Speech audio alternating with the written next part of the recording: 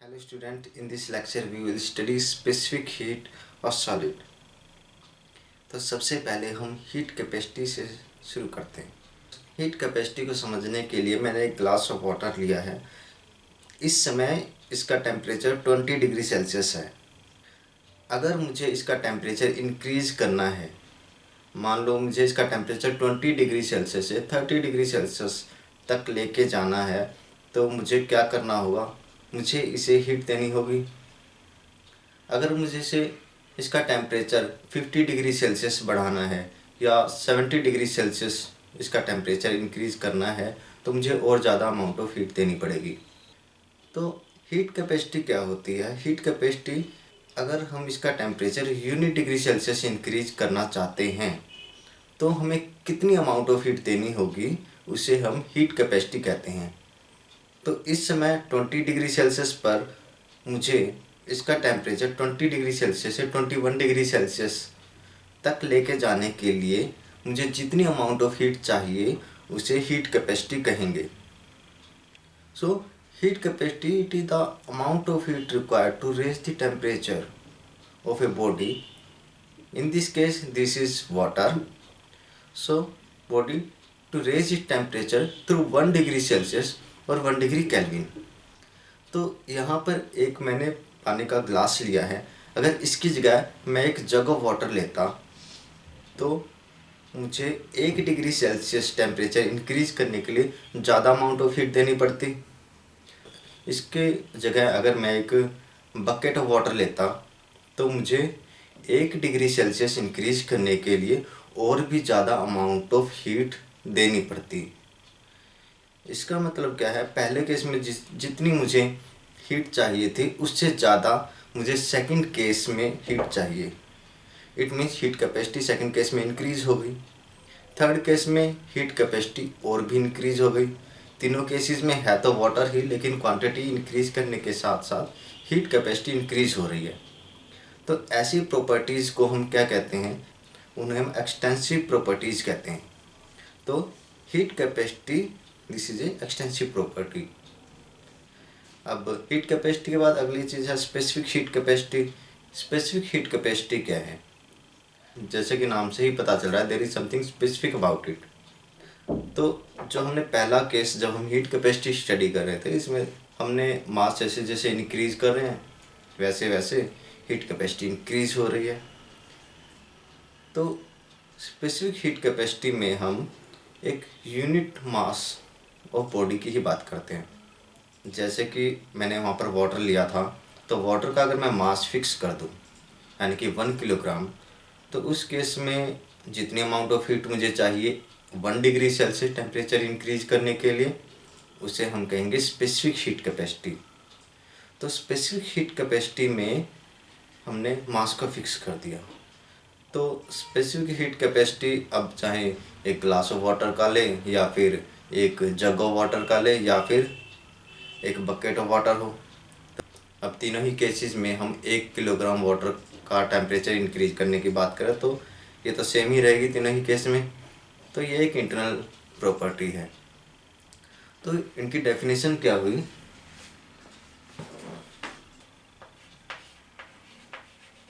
तो heat capacity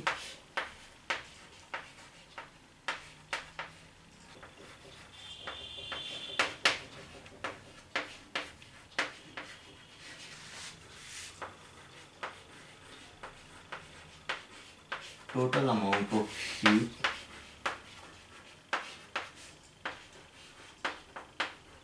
given to a body to increase its temperature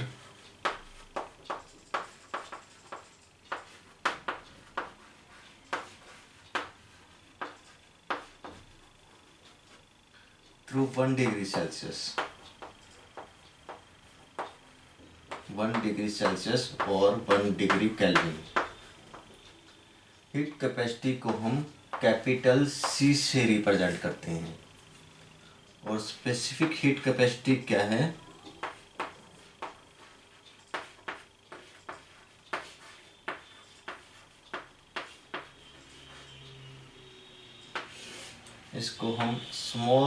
C से represent करते हैं। It is the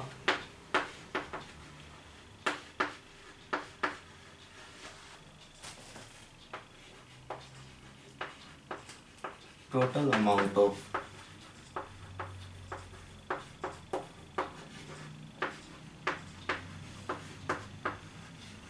heat given to a body of unit mass. Unit mass से क्या मतलब है, यानी कि अगर सीजीएस यूनिट्स में हम बात करें तो 1 ग्राम होगा उस बॉडी का मास। अगर हम एसआई में बात कर रहे हैं तो 1 किलोग्राम होगा उस बॉडी का मास। तो it is the total amount of heat given to a body of unit mass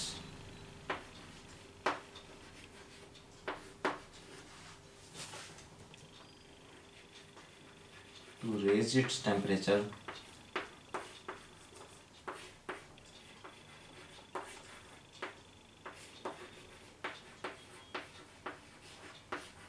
to 1 degree Celsius और 1 डिग्री केल्विन। तो हीट कैपेसिटी क्या है? It is the total amount of heat given to a body to raise it temperature through 1 degree Celsius और 1 degree Kelvin. And specific heat capacity क्या है? It is the amount of heat given to a body having unit mass to raise its temperature to 1 degree Celsius और 1 degree Kelvin. तो अभी हमने ये जाना कि स्पेसिफिक हीट कैपेसिटी क्या होती है, और अब हम जानने की कोशिश करते हैं कि अगर मुझे स्पेसिफिक हीट कैपेसिटी की वैल्यू पता है तो मुझे उस मटेरियल के बारे में क्या इन्फॉर्मेशन है। तो हमारी एक ऑब्जर्वेशन ये कहती है कि जो मेटल्स हैं वो जल्दी गर्म हो जाती हैं। इस केस में भी आप देख सकते हो कि आयरन की हीट कैपेसिटी 449 जूल पर केल्विन पर केजी है, और इन सभी जो मटेरियल्स हैं उसमें सबसे कम है। ग्रेनाइट के लिए वैल्यू ज़्यादा है। इट मीन्स इसका टेम्परेचर 1 डिग्री सेल्सियस इंक्रीज करने के लिए मुझे ज़्यादा एनर्जी देनी पड़ेगी। जैसे हाइड्रोजन के केस में ये वैल्यू और भी ज़्यादा है। इट मीन्स इसका टेम्परेचर इंक्रीज करने के लिए मुझे और भी ज़्यादा हीट खर्च करनी पड़ेगी। अब यहाँ पर आप देखिए कि आइस और वाटर, इन दोनों, ये आइस का temperature just below 0 degree Celsius है और वाटर का टेम्परेचर 20 डिग्री सेल्सियस है। तो यहाँ पर दोनों की हीट कैपेसिटी अलग अलग है। सिमिलरली अगर कोई वाटर का सैंपल मेरे पास है वो 25 डिग्री सेल्सियस पर है, वहाँ पर इसकी हीट कैपेसिटी की वैल्यू अलग होगी। इट मीन टेम्परेचर के साथ साथ स्पेसिफिक हीट कैपेसिटी की वैल्यू चेंज होती है। इसके बाद नेक्स्ट जो 2 टर्म्स हैं, एक है specific heat capacity at constant pressure and second is specific heat capacity at constant volume. हम इन दोनों को समझने की कोशिश करते हैं और जानने की कोशिश करते हैं कि दोनों हीट कैपेसिटीज़ में क्या डिफरेंस है। सबसे पहले हम specific heat capacity at constant pressure को समझने की कोशिश करते हैं। हमें पता है कि कोई बॉडी जिसका मास 1 यूनिट है उसके टेम्परेचर को 1 डिग्री सेल्सियस इंक्रीज करने के लिए जितनी हीट चाहिए उसे हम स्पेसिफिक हीट कैपेसिटी कहते हैं। लेकिन हीट देने के प्रोसेस के दौरान अगर उस बॉडी की सराउंडिंग का प्रेशर कांस्टेंट रखा जाए, यानी कि इनिशियल स्टेट से फाइनल स्टेट तक उस बॉडी की सराउंडिंग का प्रेशर अगर कांस्टेंट रखा जाए, तब उस बॉडी के टेम्परेचर को 1 डिग्री सेल्सियस इंक्रीज करने के लिए जितनी एनर्जी हमें चाहिए हम उसे कहेंगे specific heat capacity at constant pressure. अब दूसरी तरफ अगर हीट देने के प्रोसेस के दौरान अगर उस बॉडी के वॉल्यूम को फिक्स रखा जाए, उस बॉडी के टेम्परेचर को 1 डिग्री सेल्सियस इंक्रीज करने के लिए जितनी एनर्जी हमें चाहिए उसे हम कहेंगे specific heat capacity at constant volume. इन दोनों प्रोसेसेस में क्या डिफरेंस है ये हम जानने की कोशिश करते हैं। पहले हम यही जानने की कोशिश कर रहे हैं कि specific heat capacity at constant pressure क्या है। इसे समझने के लिए हमने एक सिलेंडर कंसीडर किया है और इसमें एक फ्रिक्शनलेस मूवेबल पिस्टन लगा है। इस सिलेंडर के अंदर हमने कोई गैस ले ली है। इनिशियली इस गैस का टेम्परेचर T1 मान लेते हैं 20 डिग्री सेल्सियस है और इसका वॉल्यूम V1 है और इस गैस का मास जो है वो 1 यूनिट है और इस पिस्टन के ऊपर जो प्रेशर है वो P1 है। तो ये जो गैस है इसके मॉलिक्यूल्स, इनके पास कुछ ना कुछ एनर्जी होगी। तो ये जो मॉलिक्यूल्स हैं इनकी कुछ काइनेटिक एनर्जी होगी, कुछ रोटेशनल एनर्जी, कुछ वाइब्रेशनल एनर्जी होगी। इट मीन्स ये पार्टिकल यहाँ पर रेस्ट पे नहीं है, ये पार्टिकल लगातार मूव कर रहे हैं और ये पार्टिकल इस सिलेंडर की वॉल से और इस पिस्टन से लगातार टकरा रहे हैं। इनिशियली क्योंकि पिस्टन देखो रेस्ट पे है तो प्रेशर जो गैस इस पिस्टन पे लगा रही है और एटमॉस्फेयर के जो पार्टिकल हैं वो इस पिस्टन के ऊपर से जो प्रेशर लगा रहे हैं वो दोनों इक्वल हैं, तभी ये पिस्टन रेस्ट पे है। अब जब हम इसको धीरे धीरे गर्म करना शुरू करते हैं तो क्या होता है, तो जो मॉलिक्यूल हैं गैस के इनकी एनर्जी और इंक्रीज हो जाएगी। एनर्जी इंक्रीज होने से इनकी काइनेटिक एनर्जी भी इंक्रीज हो जाएगी। अब ये मॉलिक्यूल इस सिलेंडर और इस पिस्टन की वॉल से और ज़्यादा फोर्स से टकराएंगे जिससे इनका प्रेशर इंक्रीज होने लगेगा। अब ऊपर वाला जो प्रेशर है वो P1 ही है, लेकिन गैस का प्रेशर धीरे धीरे इंक्रीज हो रहा है क्योंकि इसे हीट मिल रही है। तो ये पिस्टन ऊपर की तरफ मूव करना शुरू करेगा। तो जब पहला प्रोसेस जो हम ले रहे हैं, जब प्रेशर कांस्टेंट है, P1 कांस्टेंट है, तब क्या हो रहा है, ये गैस एक्सपेंड कर रही है। तो ये फाइनल स्टेट जो पहुंचेगी उसका वॉल्यूम इनिशियल स्टेट से ज़्यादा होगा। इट मीन्स हम मान लेते हैं कि डेल्टा V वॉल्यूम इंक्रीज हो गया। अब पिस्टन के ऊपर जो प्रेशर है वो P1 ही है। तो जब हम प्रेशर कांस्टेंट रखते हैं, जो गैस है उसका वॉल्यूम इंक्रीज होता है। अब अगर हम ये केस लेते हैं जिसमें वॉल्यूम कांस्टेंट है, इसका क्या मतलब है, जब हम इस गैस को हीट देना शुरू करते हैं तो इस गैस का प्रेशर धीरे धीरे इंक्रीज हो रहा है और ये पिस्टन ऊपर की तरफ मूव करने लगता है। लेकिन अगर हम किसी भी तरह से, किसी भी मेथड से इस पिस्टन के ऊपर ही प्रेशर इंक्रीज करें ताकि ये गैस का वॉल्यूम बढ़ ना सके, तो इस प्रोसेस के दौरान वॉल्यूम कांस्टेंट रहेगा। इट मीन्स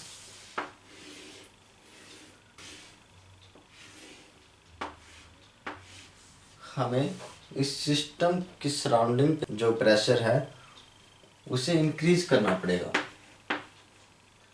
ताकि इनिशियल और फाइनल वॉल्यूम सेम ही रहे।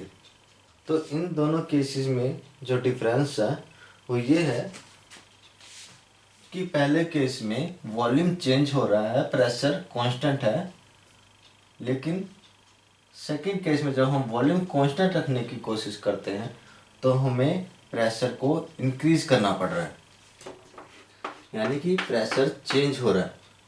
और इस केस में dV चेंज इन वॉल्यूम 0 है।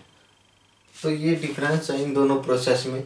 जब हम प्रेशर कांस्टेंट रख रहे हैं और वॉल्यूम कांस्टेंट रख रहे हैं। अब जब इसका टेम्परेचर इंक्रीज हो रहा है, यूनिट डिग्री सेल्सियस इंक्रीज करने के लिए जितनी हीट चाहिए उसे हम specific heat at constant pressure कहेंगे। अब सेकंड केस है, इसमें जो हमें हीट चाहिए 1 डिग्री सेल्सियस का टेम्परेचर इंक्रीज करने के लिए और वॉल्यूम कांस्टेंट है, उस हीट को हम specific heat capacity at constant volume कहेंगे। फर्स्ट लॉ ऑफ थर्मोडायनेमिक्स के according D Q is equal to D U plus T delta भी होता है, ये हमें पता। U is the D U is the change in internal energy of the system and P delta V is the pressure volume work done. Mathematically, specific heat capacity dQ by dt होती है, तो Cp क्या होगा, du by dt keeping pressure constant plus P dV by dt now pressure constant। P constant है इसलिए इसे derivative से बाहर रखा गया।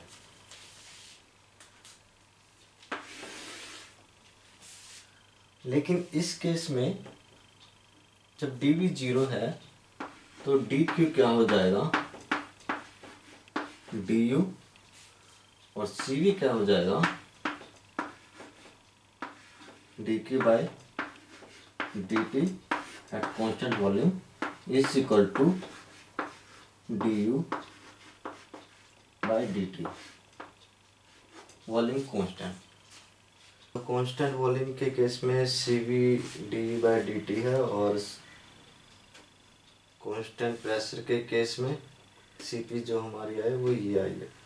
तो हम ये बात जानते हैं कि स्पेसिफिक हीट कैपेसिटी टेम्परेचर के साथ साथ चेंज होती है। जैसे हमारे पास कोई मटेरियल है, उसका टेम्परेचर 20 डिग्री सेल्सियस है, तो 20 डिग्री सेल्सियस से 21 डिग्री सेल्सियस तक टेम्परेचर पहुंचाने के लिए हमें जो हीट देनी पड़ी, मान लो हमें Q1 हीट देनी पड़ी, फिर 21 से 22 डिग्री सेल्सियस टेम्परेचर पहुंचाने के लिए जो हमें हीट देनी पड़ेगी वो डिफरेंट हो सकती है। तो हमने अलग अलग सॉलिड्स के लिए specific heat capacity at different temperature हमने स्टडी किया, और जो हमारा ग्राफ आया, जो एक्सपेरिमेंटल डाटा आया वो कुछ ऐसा था। ये अलोंग एक्स एक्सिस टेम्परेचर है in degree Kelvin and along pi axis specific heat capacity है, और ये सॉलिड्स का केस है। तो इन सॉलिड के केस में जो वेरिएशन है वो ऐसा आ रहा है।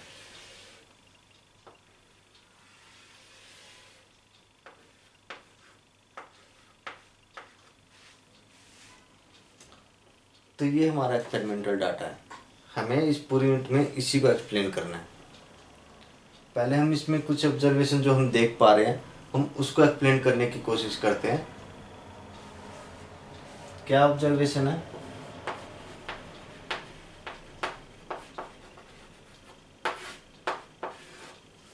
पहले तो ये है कि जब टेम्परेचर लो है, जब ये वाला रीजन है, टेम्परेचर स्मॉल है, काफ़ी स्मॉल है, तब Cp ऑलमोस्ट इक्वल है Cv के। ये दोनों ग्राफ एक दूसरे पर ओवरलैप्ड हैं, तो Cp ऑलमोस्ट Cv के इक्वल है। सेकंड केस, सेकंड जो ऑब्जर्वेशन है, टेम्परेचर जैसे जैसे इंक्रीज हो रहा है Cp और Cv ये दोनों इंक्रीज हो रहे हैं। थर्ड, जब टेम्परेचर वेरी हाई है, जब बहुत ज़्यादा है, यानी कि ये वाली जो रेंज है वहाँ पर Cv और Cp ये दोनों कांस्टेंट हो जाते हैं, यानी कि टेम्परेचर इंक्रीज हो रहा है लेकिन अब ये पैरेलल है अलोंग एक्स एक्सिस के, मतलब कि Cp या Cv में कोई वेरिएशन नहीं आ रहा।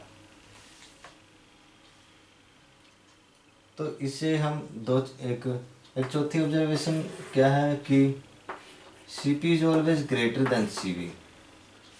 इस केस में ऑलमोस्ट इक्वल है, लेकिन जब ये टेम्परेचर काफ़ी लो है Cp ऑलमोस्ट Cv के इक्वल है in case of solid, but still Cp is higher than Cv। तो इनमें से हम कुछ पॉइंट्स को अभी हम एक्सप्लेन कर ही सकते हैं, क्योंकि हमने कुछ इसके बारे में Cp एंड Cv के बारे में जो स्टडी किया है उससे ही हम कुछ चीज़ों को एक्सप्लेन कर सकते हैं। बाकी को एक्सप्लेन करने के लिए हम अलग अलग थ्योरीज को स्टडी करेंगे। तो सबसे पहला जो पॉइंट है, जब T काफ़ी लो है तब Cp Cv दोनों इक्वल क्यों हैं? तो हमें पता है कि जब सॉलिड जो होते हैं उनको जब हम हीट करना शुरू करते हैं तो वो काफ़ी कम एक्सपेंड होते हैं। गैसेस के केस में डेल्टा भी काफ़ी ज़्यादा आता है, लेकिन इन case of solid for low temperature delta भी ऑलमोस्ट जीरो होता है, यानी क्या नेग्लिजिबल बोल सकते हैं। तो उस केस में ये वाली जो टर्म है ये नियरली इक्वल टू जीरो हो जाती है। यानी कि अगर मैं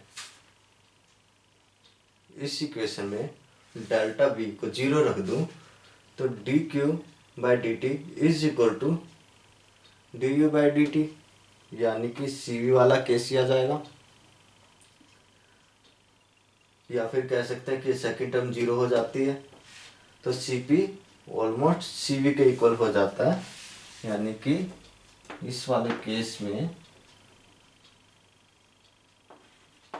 at low temperature delta V is almost zero, so Cp is nearly equal to Cv। तो इसे हमने एक्सप्लेन कर दिया। इसे हम यहाँ पर एक्सप्लेन नहीं कर सकते कि T इंक्रीज होने से Cp Cv क्यों इंक्रीज हो रहा है, और T जब वेरी हाई है तो Cp और Cv कॉन्स्टेंट क्यों हो जाता है। फोर्थ पॉइंट है जो Cp is always greater than Cv, ये भी हम एक्सप्लेन कर सकते हैं। इक्वेशन से हमें साफ साफ पता चल रहा है कि ये सेकंड टर्म की वजह से, ये सेकंड टर्म है जो किस वजह से आई है, प्रेशर वॉल्यूम वर्क डन होने की वजह से आई है, कि कुछ energy pressure volume work done करने में खर्च हो रही है टेम्परेचर इंक्रीज करने में खर्च होने के साथ साथ। तो Cp is always greater than Cv। ये उन इक्वेशन से हम इसको भी एक्सप्लेन कर सकते हैं। इनके अलावा जो हमने और ऑब्जर्वेशन नोट की वो ये थी कि at low temperature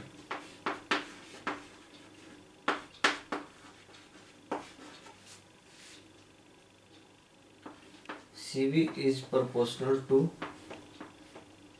T cube for insulator,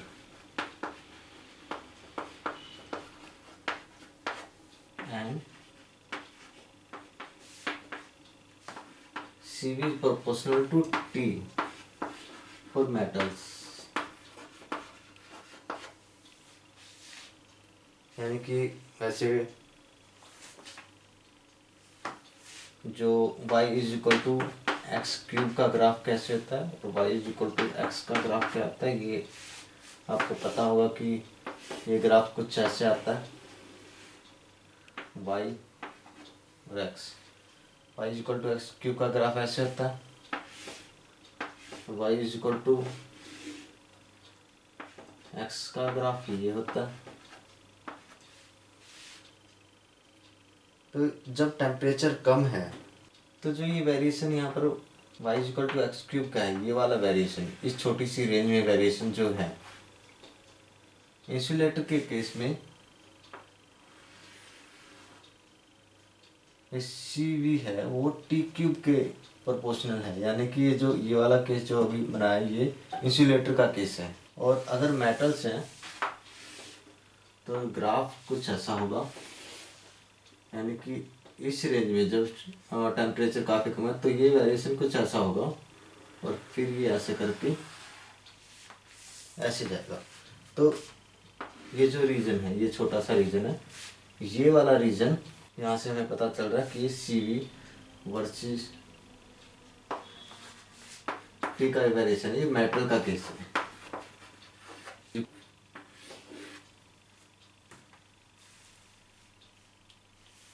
और CV becomes equal to 3Nk और 3R। ये जो ग्राफ हमें मिला है एक्सपेरिमेंटल डाटा से, एक्सपेरिमेंट्स से हमने ये स्टडी करके देखा कि वेरिएशन जो है वो इस तरह का आ रहा है। तो इस यूनिट में हम इस ग्राफ को ही एक्सप्लेन करने की कोशिश करेंगे।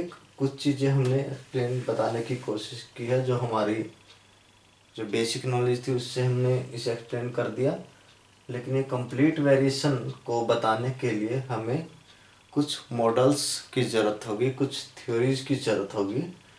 हम उनकी मदद से इन ग्राफ्स को एक्सप्लेन करने की कोशिश करेंगे। नेक्स्ट लेक्चर में हम उन मॉडल्स को डिस्कस करेंगे, बारी बारी हम सभी मॉडल्स को डिस्कस करेंगे। तो इस लेक्चर में इतना ही।